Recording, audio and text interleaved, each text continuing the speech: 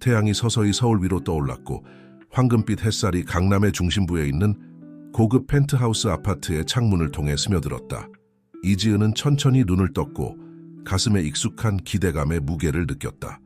오늘은 그녀의 25번째 생일이었지만 그녀에게는 그저 집이라고 부르는 황금세장에서의 또 다른 하루일 뿐이었다.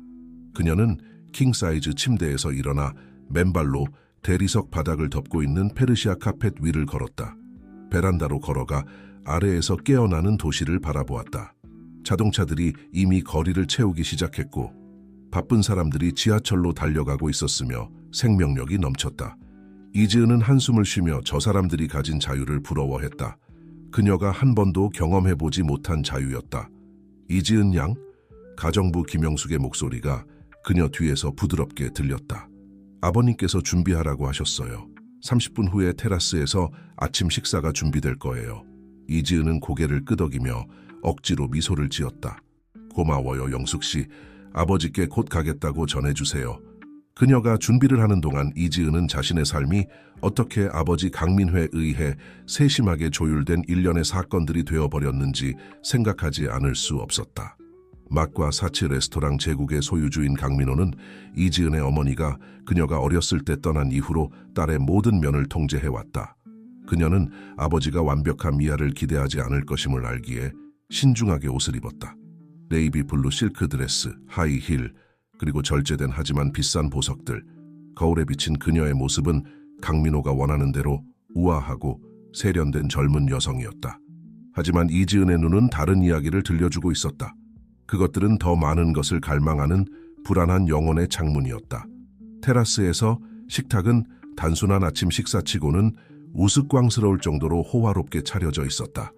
이국적인 과일들, 장인이 만든 빵, 다양한 수입 치즈, 심지어 캐비어까지. 강민호는 이미 자리에 앉아 옆에 에스프레소 한 잔을 두고 경제신문을 읽고 있었다. 안녕하세요, 아버지. 이지은이 인사하며 그의 뺨에 입맞춤을 했다. 강민호는 신문을 내리고 딸의 외모를 평가하는 듯한 눈빛으로 쳐다보더니 만족스러운 미소를 지었다. 생일 축하한다, 지은아. 너는 항상 그렇듯이 눈부시구나. 감사합니다, 아버지. 그녀는 대답하며 자리에 앉았다. 너를 위해 깜짝 선물을 준비했단다. 강민호가 신문을 옆으로 치우며 말했다. 오늘 밤 우리의 새 레스토랑 해변의 별에서 특별한 저녁 식사가 있을 거야. 중요한 친구들을 몇 명 초대했고 그는 극적인 일시 정지를 했다. 정우성이 참석을 확정했어. 이지은은 속이 뒤틀리는 것을 느꼈다. 정우성은 아버지가 몇 달 동안 그녀에게 밀어붙이려 했던 남자였다. 고급 호텔 체인의 상속자인 정우성은 강민호의 눈에는 딸과 사업을 위한 완벽한 파트너였다. 아버지, 감사하지만 제 생각에는 겸손할 필요 없다, 지은아. 강민호가 그녀의 말을 가로막았고 그의 어조는 논쟁을 받아들이지 않겠다는 것을 분명히 했다. 우성이는 훌륭한 신랑감이야. 똑똑하고 성공했고 좋은 가문 출신이지. 너희 둘은 강력한 커플이 될 거야. 이지은은 숨이 막히는 것 같은 느낌으로 침을 삼켰다. 아버지는 계속해서 그날 밤의 계획에 대해 이것이 어떻게 새로운 사업 기회를 열어줄 수 있을지, 그녀가 어떻게 행동해야 할지에 대해 말했다. 하지만 그녀는 거의 듣지 않았고 자신의 생각에 빠져 있었다. 아침 식사 후 이지은은 밤을 위해 준비해야 한다고 핑계를 대며 자신의 방으로 도망쳤다. 사실 그녀는 그저 아버지의 통제하는 시선에서 벗어나 혼자 있고 싶었다. 그녀는 창가 옆 안락 의자에 앉아 밖의 도시를 바라보며 그 어느 때보다도 갇혀있다고 느꼈다. 그때 그녀의 휴대폰이 진동했다. 모르는 번호에서 온 메시지였다. 안녕하세요, 이지은님. 저는 맛의 땅 레스토랑의 웨이터 김준호입니다. 제가 당신의 번호를 가져온 것은 적절하지 않다는 걸 알지만 생일 축하드립니다. 특별한 하루 보내세요. 이지은은 그 메시지를 여러 번 다시 읽었고 그날 처음으로 진정한 미소가 그녀의 입술에 떠올랐다. 김준호는 아버지의 레스토랑 직원들 중 유일하게 그녀를 맛과 사치 체인의 공주가 아닌 보통 사람으로 대하는 사람이었다. 그들이 대화를 나눈 몇 번 안 되는 기회에 그녀는 자유롭다고 느꼈다. 2번 생각하지 않고 그녀는 답장했다. 안녕하세요, 준호 씨. 정말 감사합니다. 당신이 제 하루를 더욱 특별하게 만들어 주셨어요. 답장은 거의 즉각적으로 왔다. 다행이네요. 진정한 축하를 하고 싶으시다면 제가 도시에서 가장 맛있는 초콜릿 케이크를 파는 멋진 장소를 알고 있어요. 고급스럽진 않지만 정말 가볼 만한 가치가 있다고 장담합니다. 이지은은 망설였다. 몰래 빠져나가 웨이터와 함께 고급스럽지 않은 곳에 가는 것. 아버지가 알면 발작을 일으킬 것이다. 하지만 스스로 무언가를 하고 정말로 원하는 것을 하는 아이디어는 너무나 매력적이었다. 좋아요. 어디서 만날까요?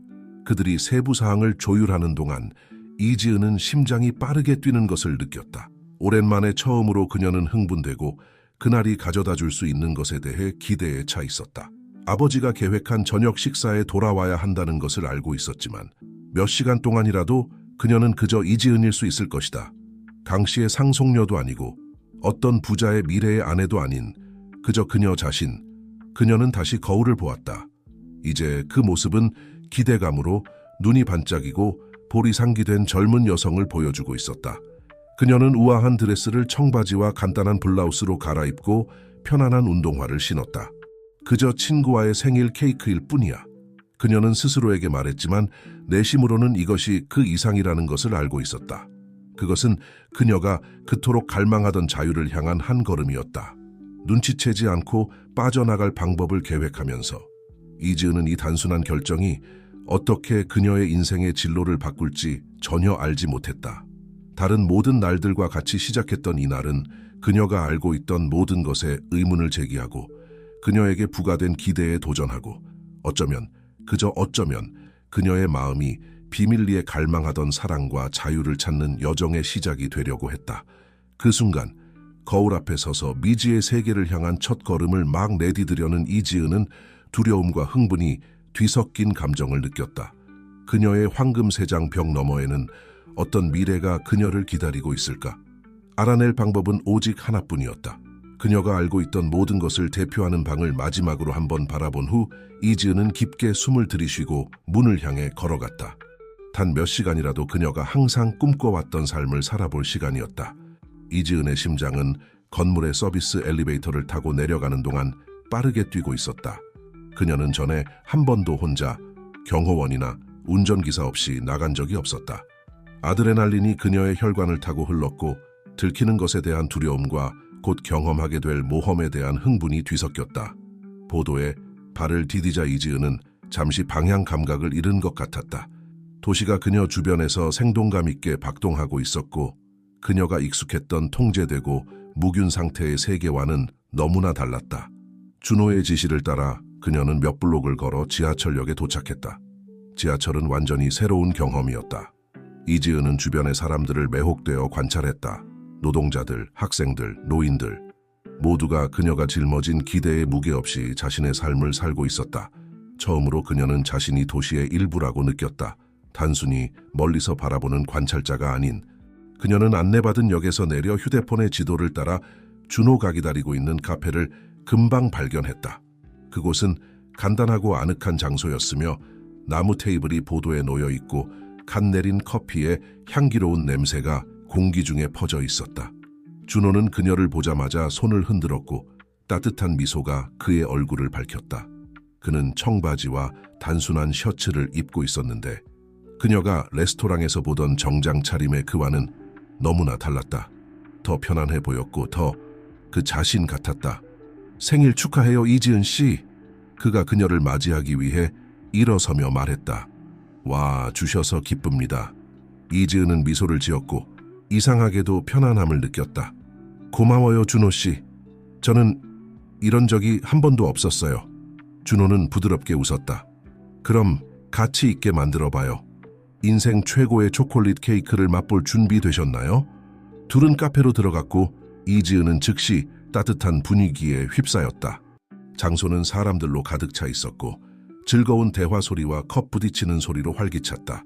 준호는 그녀를 구석에 있는 테이블로 안내했는데 그곳에는 이미 2조각의 풍성한 초콜릿 케이크가 그들을 기다리고 있었다.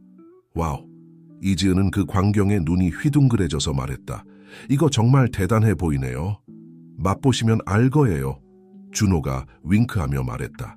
이지은은 포크를 들어 케이크 한 조각을 잘라 입에 넣었다. 맛이 그녀의 혀에서 폭발했다. 풍부하고 강렬하며 완벽하게 균형 잡힌 맛이었다. 의심의 여지 없이 그녀가 지금까지 먹어본 것 중 최고의 초콜릿 케이크였다. 세상에, 준호 씨, 이거 정말 놀라워요. 그녀는 이미 다음 조각을 자르면서 외쳤다. 준호는 만족스럽게 미소 지었다. 가치 있다고 말씀드렸죠? 그렇지 않나요? 때로는 인생에서 가장 좋은 것들이 가장 단순한 곳에 있어요. 그들이 케이크를 즐기는 동안 대화는 자연스럽게 흘러갔다. 이지은은 준호와 대화하는 것이 쉽다는 것을 알게 되었다. 그는 진정한 관심을 가지고 그녀의 말을 들어주었고 사려 깊은 질문을 했으며 레스토랑 뒷이야기로 그녀를 웃게 만들었다. 어떻게 우리 아버지 밑에서 일하게 되셨어요? 이지은이 궁금해하며 물었다. 준호는 대답하기 전에 잠시 망설였다. 저는 항상 요리를 좋아했어요. 할머니 곁에서 요리를 돕고 자랐고 언젠가 제 온 레스토랑을 갖는 것이 꿈이었죠. 하지만 인생이 항상 계획대로 되는 건 아니잖아요. 결국 빨리 일자리가 필요해졌고 웨이터가 되는 것이 요리 세계와 가까이 있을 수 있는 좋은 방법처럼 보였어요. 이지은은 고개를 끄덕이며 준호와 예상치 못한 연결감을 느꼈다. 그녀도 점점 더 멀어지는 것 같은 꿈이 있었다. 그럼 당신은요? 준호가 물었다. 항상 가업에서 일하고 싶으셨어요? 그 질문은 이지은을 놀라게 했다. 전에 아무도 그녀에게 이런 질문을 한 적이 없었다. 그저 그녀가 아버지의 뒤를 이을 것이라고 가정했을 뿐이었다. 사실 그녀는 망설이며 시작했다. 저는 항상 미술에 열정이 있었어요. 어렸을 때는 화가가 되는 꿈을 꾸었죠. 하지만 아버지는 그는 저를 위해 다른 계획을 갖고 계세요.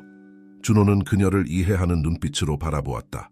그럼 당신은 뭘 원하세요, 이지은 씨? 무엇이 당신을 행복하게 할까요? 그 질문은 그들 사이에 의미심장하게 맴돌았다. 이지은은 내면에서 무언가가 움직이는 것을 느꼈다. 마치 오랫동안 닫혀있던 문이 열리기 시작하는 것 같았다. 저는 모르겠어요. 그녀는 마침내 인정했다. 제가 아버지가 원하는 사람이 되려고 노력하느라 제가 진정 누구인지 잊어버린 것 같아요. 준호는 손을 뻗어 테이블 위에 있는 그녀의 손을 부드럽게 만졌다.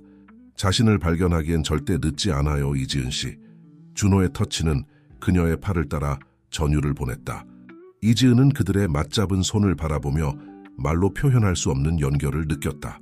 그들의 눈이 다시 마주쳤을 때 그녀를 붉어지게 만드는 강렬함이 있었다. 그 순간은 이지은의 휴대폰 소리로 중단되었다. 그녀가 어디 있는지 물어보는 아버지의 메시지였다. 현실이 차가운 물처럼 그녀를 덮쳤다. 가봐야 해요. 그녀는 마지못해 말했다. 아버지가 오늘 밤 저녁 식사가 있어요. 그가 저를 찾고 있어요. 준호는 이해한다는 듯이 고개를 끄덕였다. 물론이죠. 하지만 가기 전에 그는 냅킨을 집어 뭔가를 적었다. 제 번호예요. 대화를 나누고 싶거나 다시 나오고 싶으시면 이제 저를 어떻게 찾을지 아시겠죠? 이지은은 냅킨을 받아들며 그 간단한 종이 한 장의 무게를 손에 느꼈다. 그것은 단순한 전화번호 이상이었다. 이런 순간들, 그녀의 평범한 삶의 기대와 압박에서 벗어난 순간들에 대한 약속이었다. 고마워요, 준호 씨. 모든 것에 대해서요. 그들은 카페 문에서 작별 인사를 나누었고 이지은은 준호가 멀어지는 것을 보며 슬픔을 느꼈다. 그녀는 손에 든 냅킨을 보며 주에 깊게 주머니에 넣기 전에 번호를 암기했다. 집으로 돌아가는 길에 이지은은 준호와 함께 보낸 오후에 대해 계속 생각했다. 수년 만에 처음으로 그녀는 진정으로 살아있다고 느꼈고 진정한 자신을 느꼈다. 그리고 이는 그녀를 동시에 두렵게 하고 흥분시켰다. 집에 도착하자 그녀는 거실에서 아버지를 만났고 그의 얼굴에는 불만의 표정이 있었다. 어디 갔었니, 지은아? 강민호가 물었고 그의 목소리는 차가웠다. 2시간 후면 손님들이 도착해 이지은은 깊게 숨을 들이마시고 돌아오는 길에 연습했던 거짓말을 준비했다. 죄송해요, 아버지. 저는 제 생일 선물을 사러 갔어요. 강민호는 잠시 그녀를 살펴보았고 그의 눈은 어떤 거짓의 흔적이라도 찾으려는 듯했다. 마침내 그는 고개를 끄덕였다. 좋아, 준비해라. 우선기가 곧 도착할 거야. 넌 눈부시게 보여야 해. 이지은은 조용히 동의하고 자신의 방으로 향했다. 저녁 식사를 위해 준비하면서도 그녀의 생각은 계속해서 준호에게, 카페에, 그리고 그녀가 경험했던 자유의 느낌으로 돌아갔다. 그녀는 거울을 보았다. 이제 우아한 파티 드레스를 입고 완벽한 화장을 하고 비싼 보석을 착용한 모습이었다. 거울에 비친 이미지는 맛과 사치, 제국의 상속녀 강이지은이었다. 하지만 그녀 안에서 무언가가 변했다. 반항의 씨앗, 무언가 덜을 향한 갈망이 심어졌다. 손님들을 맞이하기 위해 계단을 내려가면서 이지은은 자신의 인생이 다시는 예전과 같지 않을 것임을 알았다. 그날 오후에 맛본 자유의 맛은 중독성이 있었고 그녀는 더 많은 것을 갈망했다. 저녁 식사는 길고 피상적인 대화와 권력 게임으로 가득 찰 것이다. 하지만 이제 이지은에게는 비밀이 있었다. 소중한 추억을 간직할 수 있었다. 그리고 그녀의 드레스 주머니에는 조심스럽게 접힌 채로 전화번호가 적힌 냅킨이 있었다. 그녀의 황금 세장벽 너머의 세계에 대한 약속이었다. 해변의 별, 레스토랑의 메인홀은 수백 개의 촛불 불빛으로 빛나고 있었고 그 빛이 은식기와 크리스탈 잔에 반사되고 있었다. 서울 상류사회의 정수가 그 공간을 돌아다니고 있었다.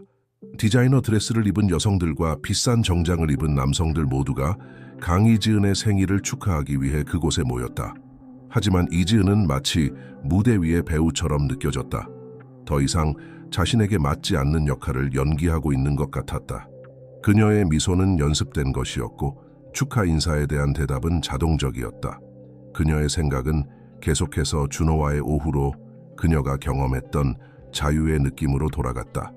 지은아, 이리 와. 아버지의 목소리가 그녀를 현실로 끌어왔다. 강민호가 키가 크고 잘생긴 남자와 함께 다가오고 있었다. 정우성 씨를 만나보렴. 정우성은 이지은이 상상했던 그대로였다.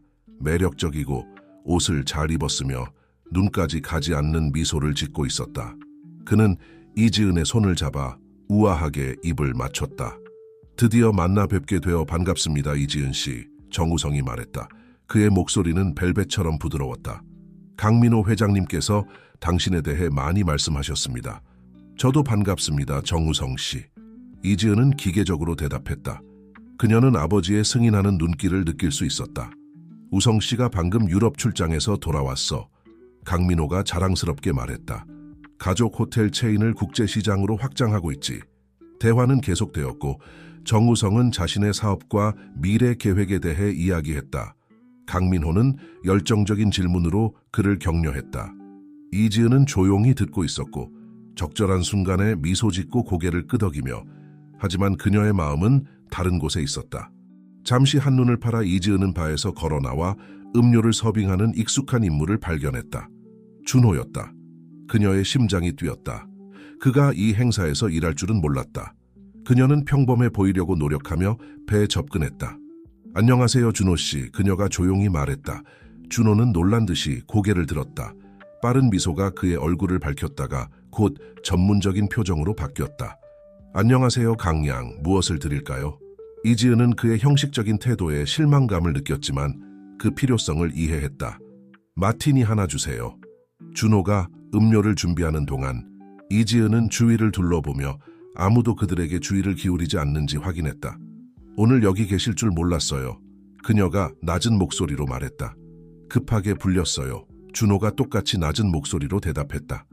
회장님께서 행사를 위해 최고의 팀을 원하셨거든요. 그들의 눈이 잠시 마주쳤고 이지은은 오후에 느꼈던 것과 같은 연결감을 느꼈다. 하지만 그녀가 더 말하기 전에 정우성의 목소리가 그녀 뒤에서 들렸다. 아, 여기 계셨군요, 이지은 씨. 그가 다가와 그녀의 등에 소유욕 강한 손을 올렸다. 아버님께서 찾고 계세요. 연설 시간이에요. 이지은은 고개를 끄덕이며 준호가 건네는 마티니를 받았다. 고마워요. 그녀가 말했다. 준호에게 음료에 대해 감사하는 건지 아니면 정우성에게 알려준 것에 대해 감사하는 건지 불분명했다. 연설은 이지은이 예상한 대로였다. 아버지는 자신이 구축한 제국에 대해 길게 이야기했고 그 유산을 딸에게 물려주게 되어 자랑스럽다고 말했다. 정우성은 서울 레스토랑의 미래 여왕에게 우아한 건배를 했다.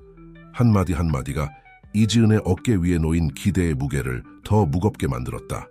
이지은의 차례가 되어 그녀가 일어섰을 때 모든 시선이 그녀에게 쏠렸다. 잠시 그녀는 망설였고 그녀의 눈은 홀 뒤쪽에 있는 준호의 눈과 마주쳤다. 그 눈빛에서 무언가가 그녀에게 용기를 주었다. 오늘 밤 이 자리에 함께해 주신 모든 분들께 감사드립니다. 그녀는 확고한 목소리로 시작했다. 이 가족의 일원이 되어 이 유산을 이어받게 된 것은 특권입니다. 하지만 그녀는 잠시 멈추었고 공기가 긴장감으로 가득 차는 것을 느꼈다. 하지만 저는 또한 우리 각자가 자신만의 길을 찾고 자신만의 유산을 만들어갈 책임이 있다고 믿습니다. 호를 따라 속삭임이 퍼져나갔다. 강민호는 눈살을 찌푸렸고 분명히 딸의 연설이 이런 방향으로 흘러갈 것이라고 예상하지 못했다. 앞으로 몇 년 동안 이지은은 계속했다. 그녀는 자신이 가지고 있는지 몰랐던 자신감을 느꼈다. 저는 아버지의 업적을 존중할 뿐만 아니라 새로운 방향, 새로운 맛을 탐구하고 싶습니다. 결국 진정한 사치는 진정성에 있고 우리가 진정 누구인지를 용기 있게 표현하는 데 있습니다. 그녀는 잔을 들어 올렸다. 전통에 대한 건배를 하겠습니다. 그리고 혁신에 대해서도요. 우리의 마음을 따르는 용기에 대해 건배합시다.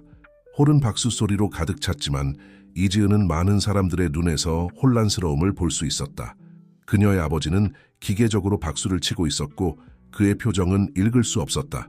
그의 옆에 있는 정우성은 약간 짜증난 것처럼 보였다. 연설 후 이지은은 여러 손님들의 접근을 받았다. 일부는 그녀의 대담함을 칭찬했고 다른 이들은 그녀의 미래 계획에 대해 질문했다. 그녀는 예의 바르게 대답했지만 그녀의 마음은 혼란스러웠다. 그녀는 방금 무엇을 한 것일까? 잠시 조용한 순간에 그녀는 다시 멀리 떨어져 있는 외딴 발코니로 피신했다. 밤의 서늘한 공기는 홀의 열기 후에 안도감을 주었다. 흥미로운 연설이었어요. 그녀 뒤에서 목소리가 들렸다. 이지은은 뒤돌아보니 정우성이 두 잔의 샴페인을 들고 다가오고 있었다. 그는 그녀에게 한 잔을 건넸다. 제가 예상했던 것과는 조금 달랐네요. 이지은은 잔을 받아들고 시간을 벌기 위해 한 모금 마셨다. 사람들은 변해요, 정우성 씨. 성장하고요. 정우성은 잠시 그녀를 바라보았고 그의 눈은 꿰뚫는 듯했다. 이지은 씨, 아시다시피 당신의 아버지와 저는 큰 계획이 있어요. 우리 회사의 합병은 혁명적일 거예요.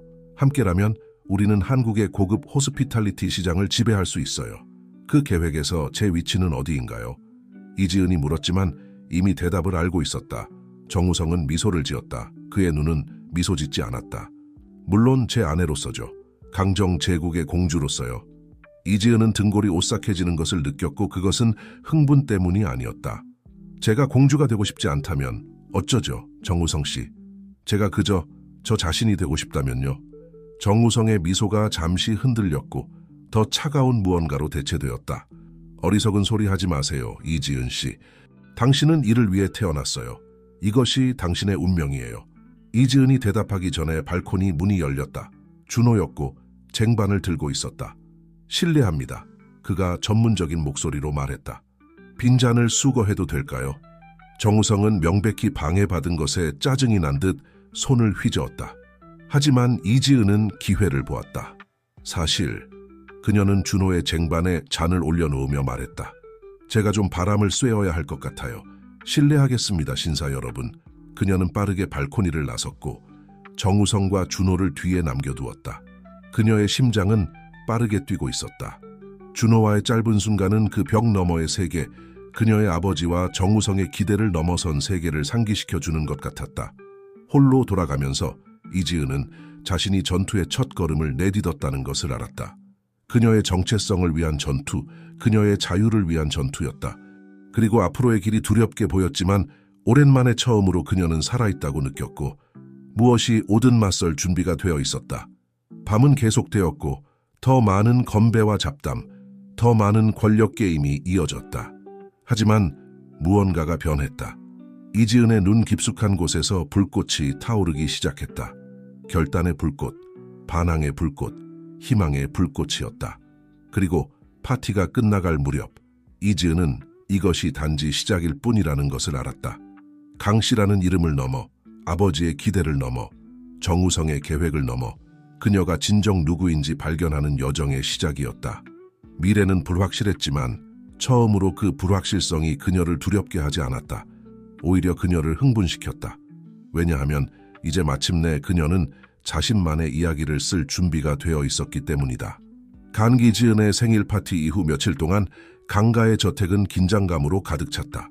강민호는 긴 침묵과 짜증 폭발 사이를 오갔고 딸의 예상치 못한 연설에 분명히 동요하고 있었다. 이지은은 공개적으로 아버지의 기대에 도전한 것에 대한 후회와 점점 더 강해지는 해방감 사이에서 갈등하고 있었다. 특히 긴장된 어느 아침, 이지은은 항상 진정으로 평화를 느꼈던 유일한 장소에서 안식을 찾기로 결심했다. 어머니의 옛 아틀리에였다. 저택의 잊혀진 구석에 위치한 이 방은 이지은의 어머니 한미영이 15년 전 떠난 이후로 거의 손대지 않은 채로 남아있었다. 아틀리에에 들어서자 이지은은 익숙한 유화물감과 테레비뉴의 냄새에 휩싸였다. 햇빛이 큰 창문을 통해 역과되어 들어와 미완성 캔버스와 흩어진 스케치들을 비추고 있었다. 마치 이 공간에서 시간이 멈춘 것 같았다. 이지은은 천천히 아틀리에를 걸어다니며 먼지 쌓인 붓과 마른 팔레트 위를 손가락으로 쓸었다. 그녀는 천으로 덮인 큰 그림 앞에 멈춰 섰다. 조심스럽게 천을 치우자 어머니의 마지막 미완성 작품이 드러났다. 그림은 등을 돌린 채 먼 지평선을 바라보고 있는 여성을 보여주고 있었다. 얼굴은 보이지 않았지만 손에 잡히지 않는 무언가를 갈망하는 듯한 분위기가 느껴졌다. 이지은은 항상 이 인물이 강 부인으로서의 삶에서 찾을 수 없었던 자유를 추구하는 어머니였을지 궁금해했다. 어머니는 정말 뛰어난 예술가셨어.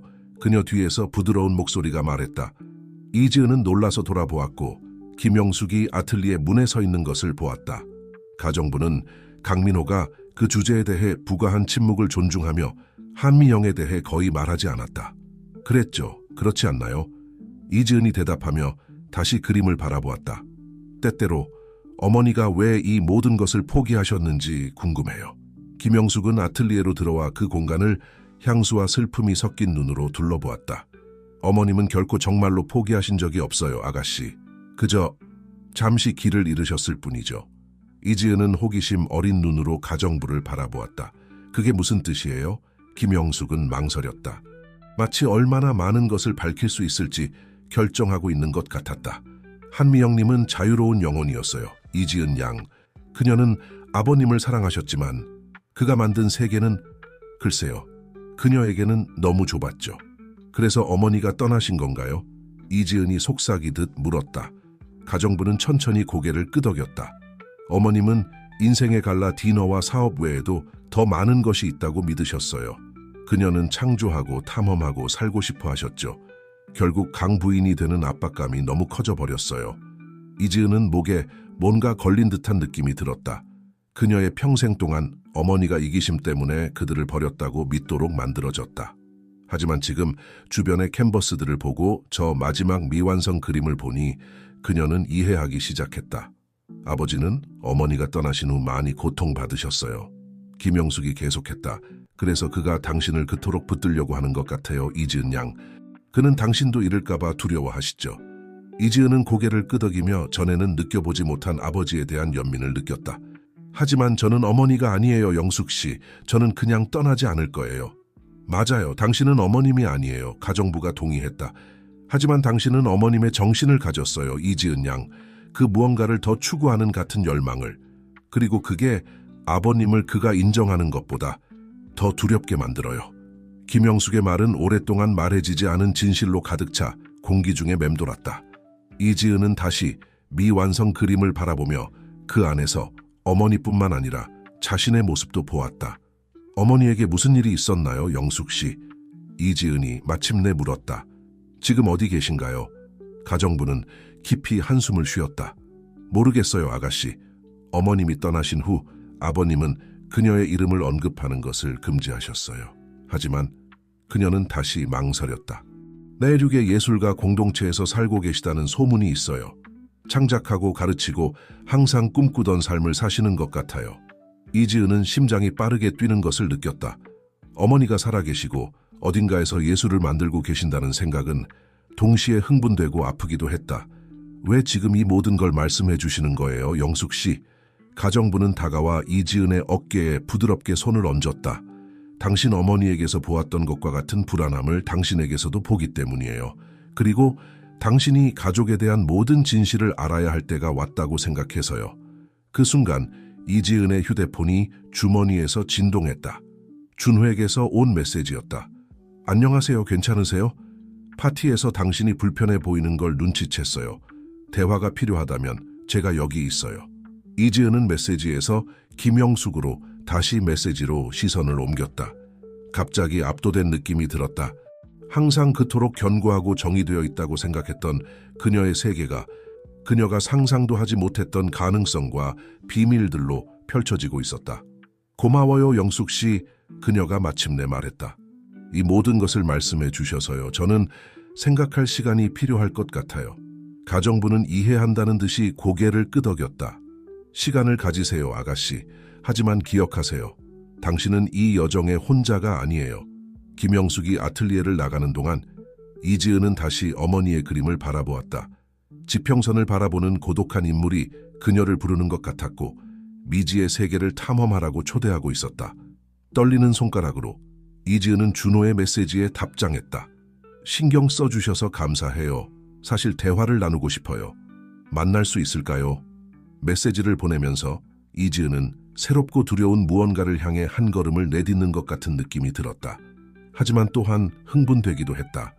어머니처럼 그녀도 자아 발견의 여정을 시작하려고 했다. 아틀리에를 마지막으로 한번 둘러보며 그곳에 담긴 추억들과 비밀들을 바라보며 이지은은 스스로에게 조용히 약속했다. 어머니에 대한 진실을, 가족에 대한 진실을, 그리고 가장 중요하게는 자신에 대한 진실을 발견할 것이라고. 앞으로의 길은 불확실했지만 처음으로 이지은은 그것에 맞설 준비가 되어 있다고 느꼈다. 어머니의 기억을 영감으로 삼고 새로운 인연의 약속이 지평선에 있는 상태에서 그녀는 자신의 인생의 다음 장을 자신만의 방식으로 쓰기로 결심했다. 아틀리에를 나서면서 이지은은 복도 끝에서 그녀를 조용히 지켜보고 있는 아버지 강민호의 모습을 알아차리지 못했다. 그의 눈에는 두려움과 체념이 섞여 있었고 마치 오랫동안 유지해온 통제력이 손가락 사이로 빠져나가려 하고 있음을 알고 있는 듯했다. 토요일 오후 올림픽 공원은 생기로 가득 차 있었다. 가족들이 피크닉을 즐기고 연인들이 손을 잡고 산책하고 달리는 사람들이 구불구불한 길을 따라 지그재그로 달리고 있었다.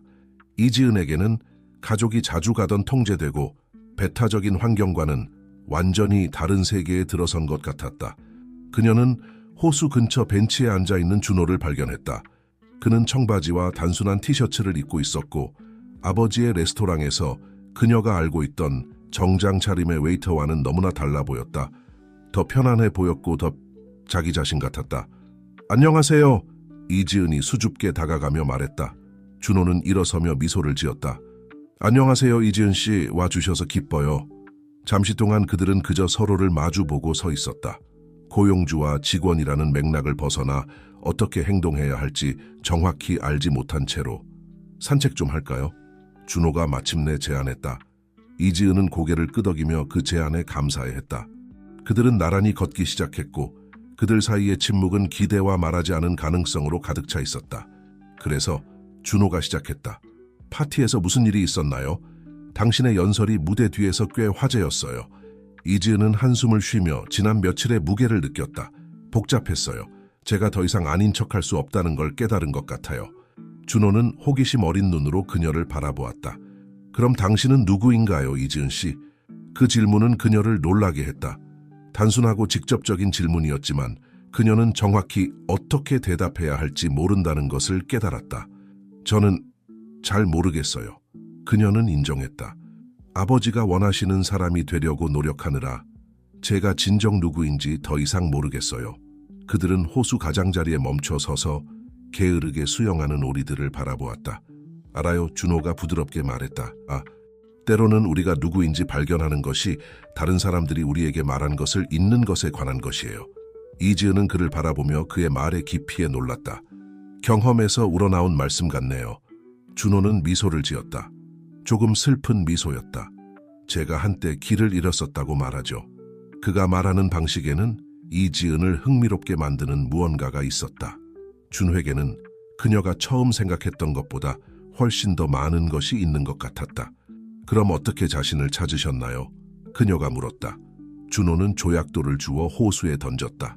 수면에 퍼지는 동심원을 바라보며 말했다. 제 온 목소리를 듣는 법을 배웠어요. 다른 사람들이 기대하는 것이 아니라 저를 행복하게 만드는 일을 하는 법을요. 이지은은 부러움의 물결을 느꼈다.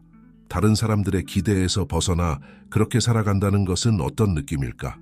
하지만 당신이 사랑하는 사람들이 당신의 선택에 상처받는다면 어떡하죠? 그녀는 아버지를 생각하며 물었다. 준호는 그녀의 눈을 똑바로 바라보았다. 진정으로 당신을 사랑하는 사람들은 당신이 행복하기를 원할 거예요. 처음에는 당신의 선택을 이해하지 못하더라도요. 준호의 말은 이지은의 마음 깊은 곳에 울려 퍼졌다. 그녀는 어머니가 떠난 후 다쳐버린 아버지를 생각했다. 그녀가 원하는 다른 삶을 받아들일 수 있을까? 어머니에 대해 뭔가를 알게 됐어요. 이지은이 갑자기 말했다. 그 말들이 그녀가 막을 수 있기 전에 튀어나왔다. 준호는 관심 있게 그녀를 바라보았지만 그녀를 재촉하지는 않았다. 그녀가 계속하기를 참을성 있게 기다렸다. 어머니가 내륙의 예술가 공동체에서 살고 계신다고 해요. 이지은이 계속했다. 이 모든 세월 동안 어머니가 이기적으로 우리를 버렸다고 생각했어요. 하지만 이제 저는 어머니가 단순히 자신의 행복을 추구하셨던 건 아닐까 궁금해요. 그것에 대해 어떤 감정이 드나요? 준호가 부드럽게 물었다. 이지은은 눈에 눈물이 고이는 것을 느꼈다. 혼란스러워요. 상처받았고요. 하지만 또한 궁금해요.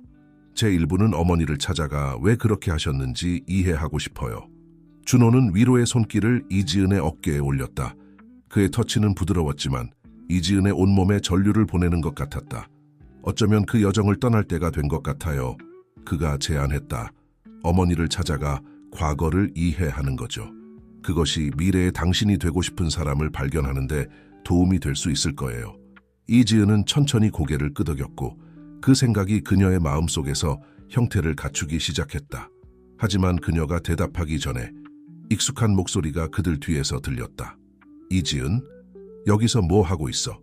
그들은 돌아서서 정우성이 다가오는 것을 보았다. 그는 고급 운동복을 입고 있었고 준호를 보자 눈을 좁혔다. 우성씨, 이지은이 놀라고 약간 불안해하며 말했다. 저는 그냥 산책 중이었어요. 정우성은 이지은에서 준호로 시선을 옮겼고 그의 표정이 차가워졌다. 그리고 당신의 친구는요? 준호는 손을 내밀었고 그의 자세는 정우성의 명백한 긴장감과 대조적으로 편안해 보였다. 김준호입니다. 만나서 반갑습니다. 정우성은 내밀어진 손을 무시하고 다시 이지은에게 주의를 돌렸다. 아버님이 걱정하고 계세요. 전화를 받지 않으셨더라고요. 이지은은 죄책감과 짜증이 뒤섞인 감정을 느꼈다. 저는 충분히 제 자신을 돌볼 수 있어요, 우성씨. 물론이죠. 정우성이 조롱하는 듯한 어조로 말했다. 하지만 당신에게는 책임이 있어요, 이지은씨. 이렇게 그냥 사라질 수는 없어요. 준호가 한 걸음 앞으로 나섰고 미묘하게 이지은과 정우성 사이에 섰다. 이지은씨가 이미 괜찮다고 하셨잖아요. 그녀의 공간을 존중하는 게 좋을 것 같네요. 두 남자는 서로를 노려보았고 공기 중에 팽팽한 긴장감이 감돌았다. 이지은은 두 세계 사이에서 끌려가는 것 같은 느낌이 들었다. 정우성이 대표하는 안전하고 통제된 세계와 준호가 제공하는 것 같은 가능성과 자유의 세계 사이에서 이지은, 정우성이 마침내 준호에게서 시선을 떼지 않은 채 말했다. 아버님이 집에서 기다리고 계세요. 오늘 밤 중요한 저녁 식사가 있다는 걸 기억하죠. 이지은은 잠시 눈을 감았고 그녀의 의무의 무게가 온 힘으로 돌아오는 것을 느꼈다.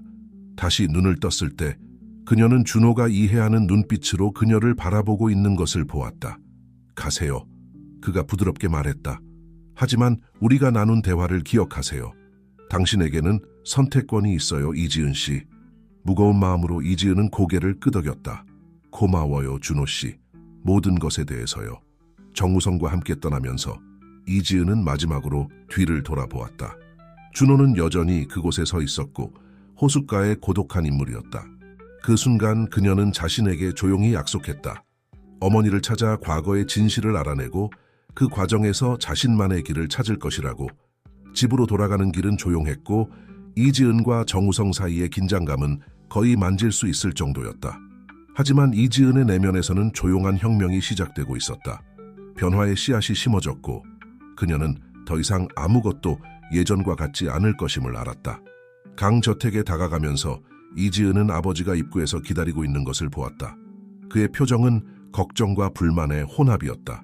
그녀는 깊게 숨을 들이마시며 다가올 충돌에 대비했다. 게임이 막 바뀌려 하고 있었고 이지은은 자신의 운명의 작가가 되기로 결심했다. 강저택의 거실은 긴장감으로 가득 차 있었다. 강민호는 벽난로 옆에 서서 위스키 잔을 들고 있었고 그의 눈은 딸에게 고정되어 있었다. 이지은은 소파에 앉아 있었고 침묵의 무게를 숨막히는 망토처럼 느꼈다. 정우성은 문 근처에 서 있었고 조용한 수호자처럼 보였다. 어디 갔었니? 강민호가 마침내 침묵을 깼다. 그의 목소리는 통제되어 있었지만 억눌린 감정으로 가득 차 있었다. 이지은은 깊게 숨을 들이마시며 용기를 모았다. 공원에 있었어요, 아버지. 생각할 시간이 필요했어요. 생각? 강민호가 반복했고 그의 목소리가 약간 올라갔다. 정확히 뭘 생각한 거니?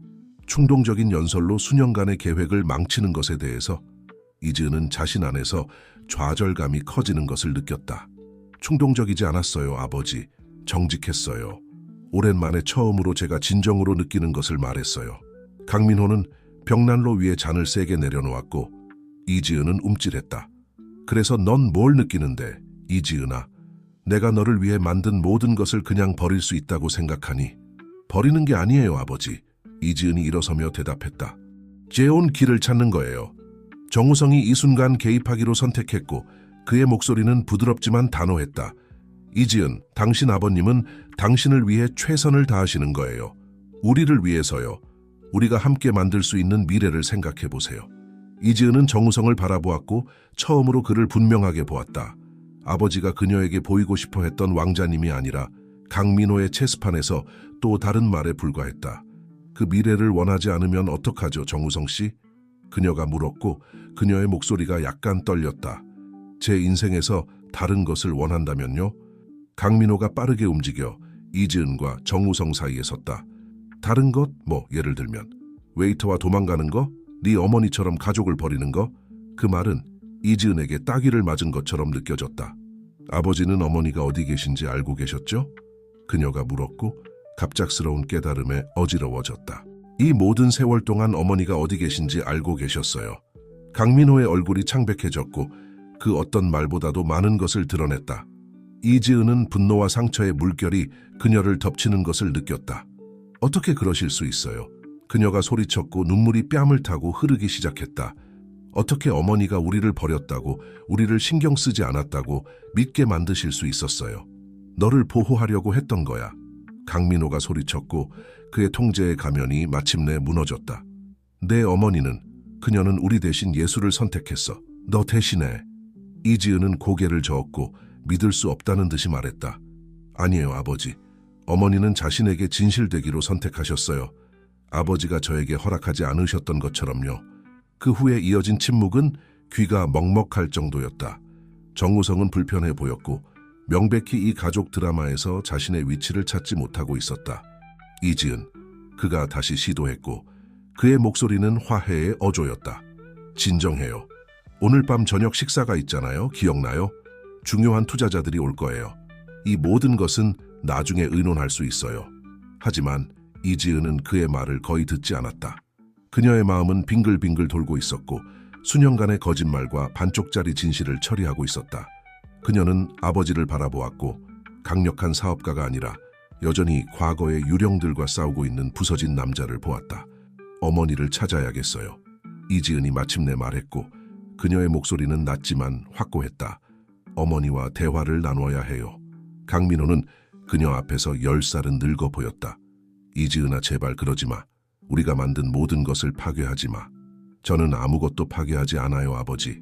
그녀가 대답했고 자신의 목소리의 차분함에 스스로 놀랐다. 저는 새로운 것을 만들고 있어요. 제 것을요. 그녀는 정우성에게 돌아섰고 그는 혼란과 짜증이 섞인 표정으로 그녀를 바라보고 있었다. 죄송해요, 정우성 씨. 하지만 저는 당신과 결혼할 수 없어요. 당신들이 저를 위해 계획한 인생을 살 수 없어요. 정우성이 한 걸음 앞으로 나섰고 그의 매력의 가면이 미끄러져 내려 차가운 분노를 드러냈다. 당신은 이 모든 것을 그냥 버릴 수 없어요, 이지은 씨. 무엇을 잃고 있는지 생각해 보세요. 이지은은 그를 노려보았고 매 순간 더 강해지는 느낌이 들었다. 아니요, 정우성 씨, 제가 무엇을 얻고 있는지 생각해 보세요. 제 자유예요. 제 정체성이에요. 그녀는 다시 아버지를 향해 돌아섰고 그의 눈에 있는 고통을 보며 가슴이 아팠다. 아버지, 저는 아버지를 사랑해요. 하지만 더 이상 이렇게 살 수 없어요. 제 온 길을 찾아야 해요. 강민호는 뭔가 말하려는 것 같았지만 말이 목구멍에 걸려 나오지 않았다. 이지은은 이 순간을 이용해 문을 향해 걸어갔다. 어디 가는 거야? 정우성이 물었고 그의 목소리는 긴장감으로 가득 차 있었다. 이지은은 문간에서 멈춰 서서 그녀의 인생을 오랫동안 지배해온 두 남자를 바라보았다. 어머니를 찾으러 가요. 그리고 그 과정에서 저 자신도 찾을 거예요. 이 말과 함께 그녀는 나갔고 뒤에는 충격에 빠진 침묵만 남겼다. 저택의 긴 복도를 걸어가면서 이지은은 마치 감옥에서 걸어 나오는 것 같은 느낌이 들었다. 매 걸음마다 그녀는 상상조차 하기 힘들었던 자유에 더 가까워지고 있었다. 차고에서 그녀는 잠시 망설이다가 자신의 차 열쇠를 집었다. 이제 그녀의 인생의 고삐를 잡을 시간이었다. 저택의 대문을 빠져나가면서 이지은은 정확히 어디로 가고 있는지 알지 못했다. 하지만 그녀의 인생에서 처음으로 자신의 운명을 통제하고 있었다. 그녀의 휴대폰이 울렸고 화면에 준호의 이름이 떴다. 미소를 지으며 그녀는 전화를 받았다. 안녕하세요, 그녀가 말했고 그녀의 목소리에는 새로운 자신감이 가득했다. 이지은 씨 괜찮으세요? 준호의 목소리에는 명백한 걱정이 담겨 있었다. 이제껏 없었던 최고의 기분이에요. 그녀가 대답했고 가벼운 느낌이 들었다. 준호 씨, 저를 좀 태워주실 수 있나요? 모험을 떠날 준비가 된 것 같아요. 전화 너머로 준호가 미소 짓는 것이 느껴졌다. 15분 안에 거기 갈게요. 어디로 갈까요? 이지은은 앞에 펼쳐진 도로를 바라보았고 가능성의 세계가 그녀 앞에 열리는 것 같았다. 미래로요. 그녀가 대답했다. 제 미래로요. 준호를 기다리면서 이지은은 두려움과 흥분이 뒤섞인 감정을 느꼈다. 그녀는 내일이 무엇을 가져올지 알지 못했지만 그녀의 인생에서 처음으로 그것을 발견하기를 간절히 기다리고 있었다. 아침 햇살이 서울 외곽을 천천히 물들이기 시작했을 때 준호의 차는 도시의 경계를 벗어나고 있었다. 이지은은 점차 변하는 풍경을 바라보았다. 고층 빌딩들이 초록 들판과 농장들로 바뀌어 가고 있었다. 지나가는 매 킬로미터마다 그녀는 자신의 옛 삶에서 더 멀어지고 불확실하지만 희망찬 미래로 더 가까워지는 것 같았다. 정말 이렇게 하고 싶으세요? 준호가 물었고 걱정스러운 눈길로 이지은을 바라보았다.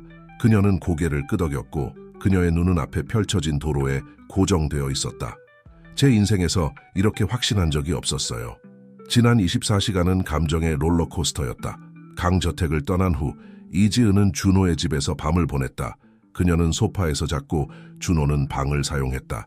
작은 아파트의 단순함과 따뜻함은 그녀가 익숙했던 차가운 호화로움과는 극명한 대조를 이루었다. 그 아침 김영숙이 제공한 한미영의 Whereabouts에 대한 모호한 정보만을 가지고 그들은 경기도 방향으로 출발했다. 그래서 이 예술가 공동체에 대해 정확히 뭘 알고 있나요? 준호가 물었고 그들 사이에 편안하게 자리 잡은 침묵을 깼다. 이지은은 주머니에서 접힌 종이를 꺼냈다. 많지 않아요. 양평 근처에 무지개 마을이라는 일종의 예술가 공동체가 있대요. 김영숙 씨는 어머니가 몇 년 동안 그곳에서 그림을 가르치고 계시다는 소문을 들었대요. 준호는 낮게 휘파람을 불었다. 와, 대단한 곳이겠어요. 네, 이지은이 동의했고 그녀의 목소리에는 불안과 흥분이 섞여 있었다. 어머니가 정말 그곳에 계시길 바라요. 그들은 도로를 따라 계속 달렸고 가끔 다리를 펴거나 뭔가를 먹기 위해 멈추었다. 대화는 자연스럽게 흘렀고 가벼운 주제와 인생, 예술, 자유에 대한 더 깊은 성찰 사이를 오갔다. 알아요, 준호가 어느 순간 말했다. 당신이 이렇게 모든 걸 포기했다는 게 아직도 믿기지 않아요. 어려운 결정이었겠어요. 이지은은 창 밖을 바라보며 하늘의 구름을 관찰했다. 그랬고 또 그렇지 않았어요. 한편으로는 내가 알고 있던 모든 것을 떠나는 게 무서워요. 하지만 다른 한편으로는 제 인생에서 처음으로 진정으로 저 자신을 위해 무언가를 하고 있다고 느껴요. 준호는 미소를 지었고 그 따뜻한 미소는 이지은의 심장을 약간 빠르게 뛰게 했다. 당신은 생각하는 것보다 더 용감해요, 강이지은 씨. 그들이 내륙으로 더 들어갈수록 풍경은 더욱 험준해졌고 푸른 언덕과 작은 마을들이 나타났다. 마침내 오후 중반, 그들은 표지판을 발견했다. 양평에 오신 것을 환영합니다. 마을은 작고 매력적했으며 알록달록한 집들과 나무가 우거진 광장들이 있었다. 그들은 무지개 마을에 대해 물어보기 위해 지역 카페에 들렀다. 오, 예술가 공동체 말씀이세요? 나이든 여주인이 말했고 그녀의 눈은 반짝였다. 마법 같은 곳이에요. 여기서 20분 정도 떨어진 곳에 있어요. 저 비포장도로를 따라가면 돼요. 그녀는 한 방향을 가리켰다. 두 분도 예술가세요? 이지은은 잠시 망설이다 대답했다. 사실 저는 누군가를 찾고 있어요. 한미영이라는 화가요. 혹시 아세요? 여주인의 표정이 알아차림으로 밝아졌다. 미영 씨요? 물론 알죠. 가끔 마을에 와서 물감을 사가요. 매력적인 여성이에요. 항상 손에 물감이 묻어있고 얼굴에는 미소가 가득해요. 이지은의 심장이 뛰었다. 이게 현실이었다. 그녀의 어머니가 정말로 여기 있었고 단 몇 킬로미터 떨어진 곳에 있었다. 여주인에게 감사 인사를 하고 그들은 차로 돌아왔다. 비포장도로는 울퉁불퉁했고 준호가 조심스럽게 운전하는 동안 그들을 흔들어댔다. 영원처럼 느껴지는 시간이 지난 후 그들은 큰 나무 문을 발견했고 그 위에는 무지개 마을이라는 글자가 밝고 독특한 글씨체로 적혀 있었다. 이지은은 숨이 막히는 것을 느꼈다. 이것이 그 순간이었다. 15년간의 분리, 답변되지 않은 질문들, 억눌린 꿈들, 모든 것이 이 순간으로 이어졌다. 준호가 차를 세우고 그녀를 바라보았다. 준비되셨어요? 이지은은 잠시 눈을 감고 깊게 숨을 들이마셨다. 그녀가 다시 눈을 떴을 때 그녀의 눈빛에는 결의가 있었다. 네. 그들은 차에서 내려 문으로 다가갔다. 옆에 걸린 종이 멜로디 같은 소리를 내며 울렸을 때 이지은이 그것을 울렸다. 잠시 후 그들은 반대편에서 다가오는 발자국 소리를 들었다. 문이 열리고 중년의 여성이 나타났다. 그녀는 회색 머리를 하고 있었고 따뜻한 미소를 짓고 있었다. 안녕하세요. 무지개 마을에 오신 것을 환영합니다. 무엇을 도와드릴까요? 이지은은 잠시 목소리가 나오지 않는 것을 느꼈다. 준호는 부드럽게 그녀의 등에 손을 얹었고 그것은 조용한 지지의 표현이었다. 안녕하세요. 이지은이 마침내 말했고 그녀의 목소리는 떨리고 있었다. 저는 한미영을 찾고 있어요. 그녀는 제 어머니예요. 여성의 표정이 놀람에서 이해로 바뀌었다. 그녀는 이지은을 위아래로 훑어보았고 마치 유령을 보는 것처럼 보였다. 세상에, 그녀가 중얼거렸다. 당신이 미영의 딸이군요. 이지은 맞죠? 이지은은 고개를 끄덕였고 눈에 눈물이 고이는 것을 느꼈다. 여성은 따뜻한 미소를 지었다. 그녀가 당신에 대해 많이 이야기해요. 알아요? 어서 오세요. 그녀에게 데려다 드릴게요. 그들이 공동체의 중심부로 향하는 구불구불한 길을 따라가는 동안 이지은은 마치 꿈속을 걷고 있는 것처럼 느꼈다. 알록달록한 집들과 작업실들이 풍경을 수놓고 있었고 예술가들은 야외에서 작업하고 있었으며 부드러운 음악이 공기 중에 떠다니고 있었다. 마침내 그들은 파란색과 흰색 톤으로 칠해진 작은 2층 집에 도착했다. 앞마당에서 한 여성이 그들에게 등을 돌린 채 캔버스 앞에서 작업하고 있었다. 그들을 안내한 여성이 부드럽게 불렀다. 미영 씨, 당신을 만나러 온 분이 있어요. 화가가 돌아섰고 이지은은 세상이 멈춘 것 같은 느낌이 들었다. 그곳에 단 몇 미터 떨어진 곳에 그녀의 어머니가 서 있었다. 더 나이 들었고 검은 머리에 은빛 줄무늬가 있었지만 여전히 이지은이 매일 아침 거울에서 보던 것과 같은 표현력 있는 눈을 가지고 있었다. 잠시 동안 모녀는 그 자리에 얼어붙은 차에 서 있었다. 15년간의 이별이 단 하나의 시선으로 응축되어 있었다. 이지은, 한미영이 속삭였고 그녀의 눈에 눈물이 고였다. 내 딸? 그리고 마치 주문이 깨진 것처럼 이지은은 어머니의 품으로 달려갔다. 둘은 서로를 꽉 껴안았고 수년간의 그리움과 상처, 억눌린 사랑이 흐느낌과 끊어진 속삭임으로 폭발했다. 준호는 멀리서 이 장면을 지켜보았고 자신이 동시에 침입자이면서도 깊이 개인적이고 변화를 가져오는 순간에 특권받은 목격자라고 느꼈다. 모녀가 재회하는 동안 태양은 지평선 너머로 지기 시작했고 하늘을 무지개 마을의 집들과 캔버스를 장식하는 것과 같은 생생한 색으로 물들였다. 이것은 한 장의 끝이자 간기지은의 삶에서 새로운 장의 시작이었다. 이 새로운 색과 가능성의 세계에서 그녀의 미래는 무엇을 가져다 줄까? 오직 시간만이 알려줄 것이다. 하지만 한 가지는 확실했다. 이지은의 자아 발견 여정은 이제 막 시작되었을 뿐이다. 이지은과 한미영의 재회 이후 몇 일은 감정의 롤러코스터였다.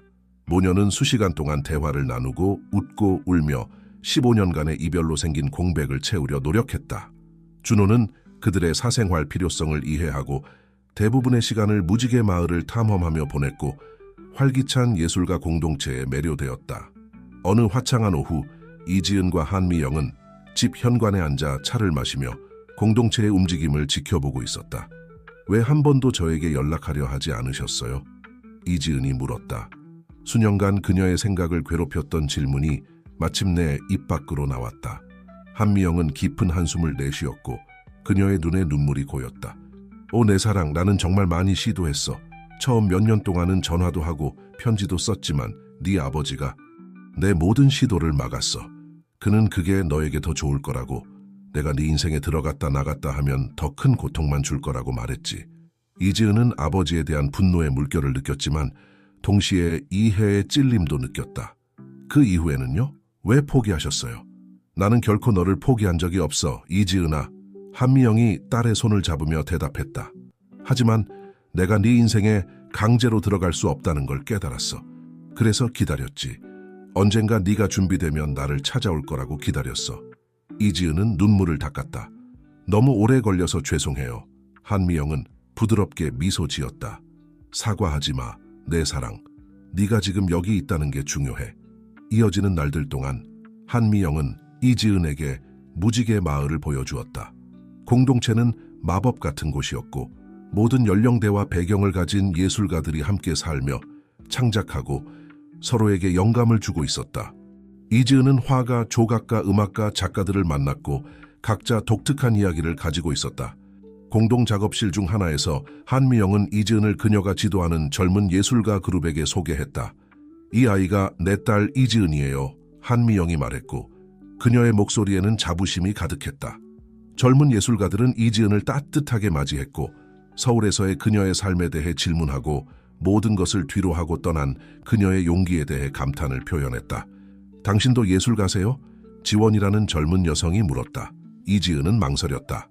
저는 어렸을 때 그림을 그리곤 했어요. 하지만 오래전 일이에요. 한미영은 격려하는 미소를 지었다. 다시 시작하기엔 결코 늦지 않아. 사랑하는 딸아. 그날 밤 한미영의 집에서 임시로 마련된 방에서 혼자 이지은은 어머니의 말을 곱씹어 보았다. 그녀는 한미영이 준 스케치북과 연필을 집어들고 그리기 시작했다. 처음에는 그녀의 선이 망설임과 불확실함으로 가득했다. 하지만 점차 그녀 안에 무언가가 깨어났다. 어린 시절 방에서 수많은 시간을 보내며 그림을 그리고 색과 창의성으로 가득 찬 미래를 꿈꾸던 기억들이 떠올랐다.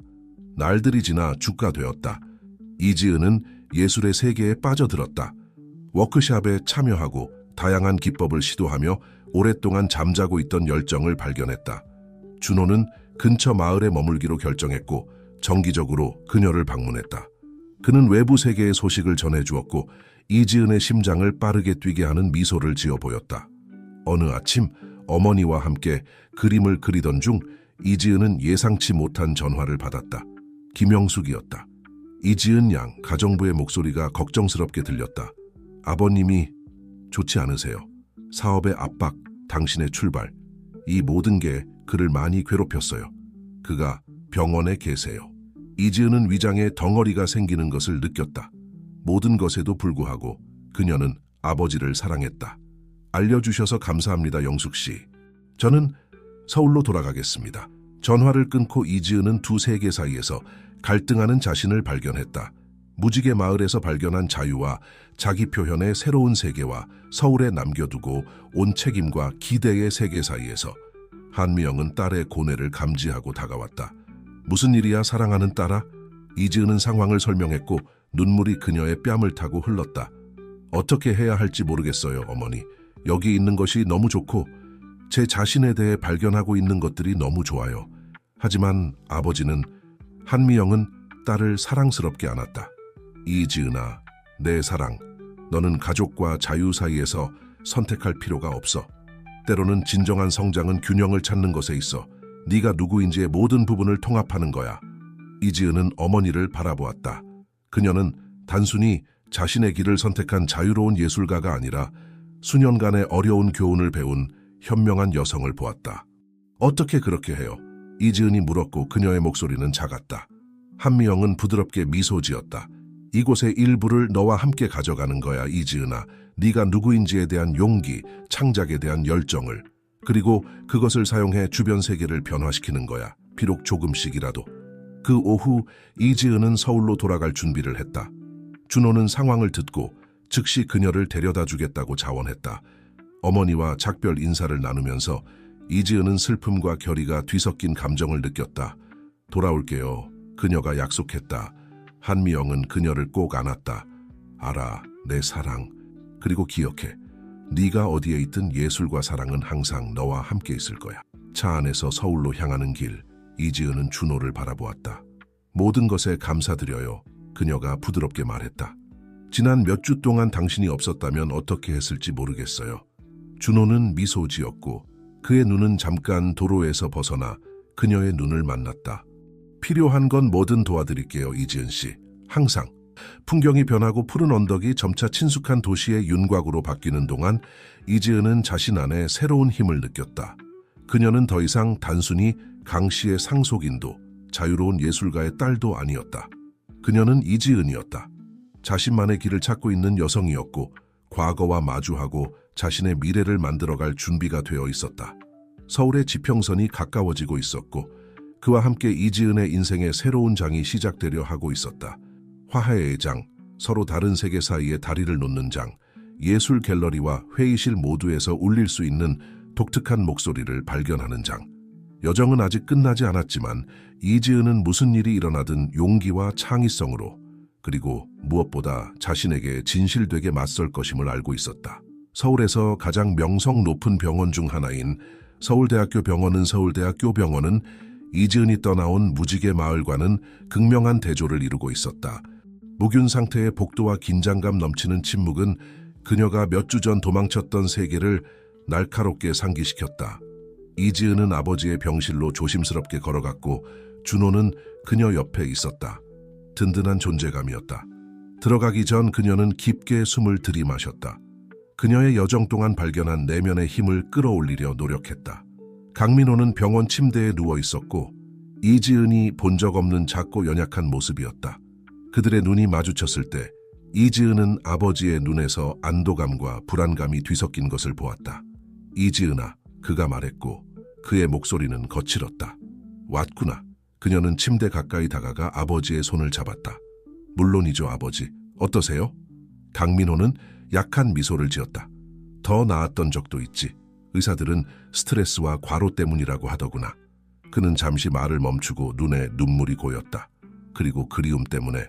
그 말은 그들 사이에 떠돌았고 의미로 가득 차 있었다. 이지은은 자신의 목이 조이는 것을 느꼈다. 아버지, 저는... 아니다. 강민호가 부드럽게 그녀를 가로막았다. 내가 먼저 말하게 해다오. 여기 있는 동안 많은 생각을 했단다. 너에 대해, 네 어머니에 대해, 내가 한 선택들에 대해. 그는 깊게 숨을 들이마셨다. 미안하다, 이지은아.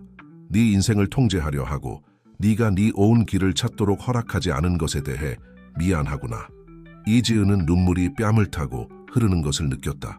오 아버지, 내 어머니를 잃은 것처럼 너를 잃을까봐 너무 두려웠단다. 강민호가 계속했다. 그래서 결국 너희 둘 다 멀어지게 만들었지. 나는 네가 나를 용서할 수 없다는 걸 이해해. 이지은은 아버지의 손을 꼭 잡았다. 저는 아버지를 용서해요. 그리고 저도 용서를 구해요. 전에 솔직하지 못하고 대화하는 대신 도망친 것에 대해서요. 아버지와 딸은 서로를 꼭 안았다. 수년간의 오해와 단절된 소통이 이 순간의 취약함 속에서 녹아내리기 시작했다.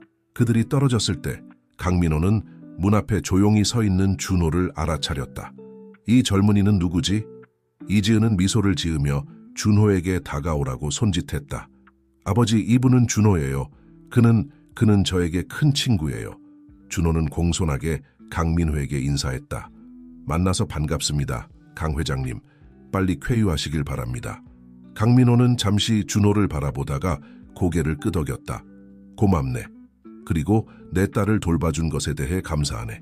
이어지는 날들 동안, 강민호가 회복하는 동안 이지은은 병원과 맛과 사치 사무실 사이에서 시간을 나누었다. 놀랍게도 그녀는 무지개 마을에서 재발견한 창의성과 열정을 사업에 접근하는 방식에 적용할 수 있다는 것을 알게 되었다. 마케팅 팀과의 회의에서 이지은은 대담한 아이디어를 제시했다. 다양한 예술 운동에서 영감을 받은 일련의 테마 레스토랑. 상상해보세요. 그녀가 말했고 그녀의 눈은 열정으로 빛났다. 달리의 초현실주의에서 영감을 받은 레스토랑이나 프리다 칼로의 색채 폭발에서 영감을 받은 레스토랑을요. 팀은 매료되었고 곧 창의적인 에너지가 회의실을 지배했다. 이지은은 예술과 사업 세계 사이의 다리가 될 수 있다는 것을 깨달았다. 아버지의 회사에 새로운 시각을 가져오고 있었다. 한편 준호는 자신의 프로젝트를 시작했다. 신진 예술가들이 작품을 전시할 수 있는 카페 겸 갤러리였다. 이지은은 열정적으로 그를 지원했고 종종 밤늦게까지 아이디어와 계획을 논의하곤 했다. 이지은이 돌아온 지 한 달 후 강민호는 퇴원했다. 그가 처음으로 사무실을 방문했을 때 그는 변화된 회사를 발견했다. 에너지가 달랐고 더 활기차고 창의적이었다. 여기서 무슨 일이 있었던 거니? 그가 이지은에게 놀라며 물었다. 그녀는 미소 지었다. 약간의 변화일 뿐이에요, 아버지. 예술과 사업을 조금 섞고 있어요. 강민호는 새로운 존경과 감탄의 눈빛으로 딸을 바라보았다. 네가 정말 네 길을 찾았구나, 그렇지? 이지은은 고개를 끄덕였다. 노력 중이에요. 그리고 아버지가 그 일부가 되셨으면 좋겠어요. 괜찮으시다면요. 그날 밤 이지은은 특별한 저녁 식사를 준비했다. 아직 회복 중인 강민호가 식탁 맨 윗자리에 앉았다. 준호도 그 자리에 있었고 이지은이 무지개 마을에서 만난 젊은 예술가들도 몇 명 있었다. 그리고 모두의 놀라움 속에 한미영이 문을 통해 들어왔다. 그 후에 이어진 침묵은 긴장감이 감돌았고 해결되지 않은 역사와 감정으로 가득 차 있었다. 강민호와 한미영은 서로를 바라보았고 수년간의 상처와 잃어버린 사랑이 그들의 눈빛에 반영되어 있었다. 미영, 강민호가 마침내 말했고 그의 목소리는 떨렸다. 당신은 아름답군요. 한미영은 부드럽게 미소 지었다. 당신도 나쁘지 않아요, 민호 씨. 이지은은 부모님을 지켜보며 희망과 불안이 뒤섞인 감정을 느꼈다. 그녀는 기적적인 화해를 기대하지 않았지만 어쩌면, 그저 어쩌면 그들이 오래된 상처를 치유하기 시작할 수 있을지도 모른다고 생각했다. 저녁 식사는 진행되었고 대화는 놀라울 정도로 쉽게 흘렀다. 예술가들은 경영진들과 사업 아이디어를 논의했고 강민호는 한미영이 무지개 마을에서의 삶에 대해 이야기하는 것을 매료되어 들었다. 어느 순간 이지은은 혼자 발코니에 서서 잠들지 않는 도시를 바라보고 있었다. 준호가 그녀와 합류했고 그들의 손가락을 서로 엮었다.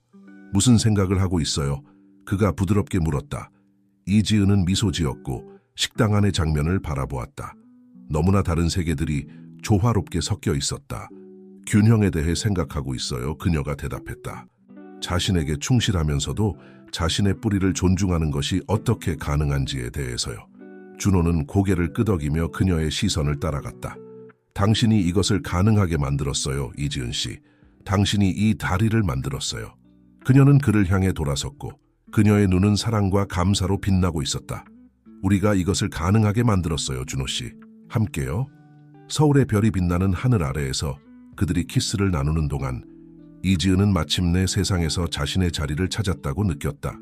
그곳은 무지개 마을도 아니고 맛과 사치 사무실도 아니었다. 그것은 그녀가 자신을 위해 만든 독특한 공간이었다. 예술과 사업, 가족과 자유, 과거와 미래가 조화롭게 공존할 수 있는 공간이었다. 미래는 여전히 불확실했고 도전과 가능성으로 가득 차 있었다. 어려운 날들이 있을 것이고 의심의 순간들과 극복해야 할 장애물들이 있을 것이다. 하지만 이지은은 이 모든 것을 용기와 창의성으로 그리고 무엇보다 자신에게 진실되게 맞설 것임을 알고 있었다. 왜냐하면 결국 인생은 빈 캔버스와 같았다. 우리의 선택과 사랑, 꿈의 생생한 색채로 채워지기를 기다리고 있는 캔버스. 그리고 이지은은 자신의 걸작을 그릴 준비가 되어 있었다. 하루하루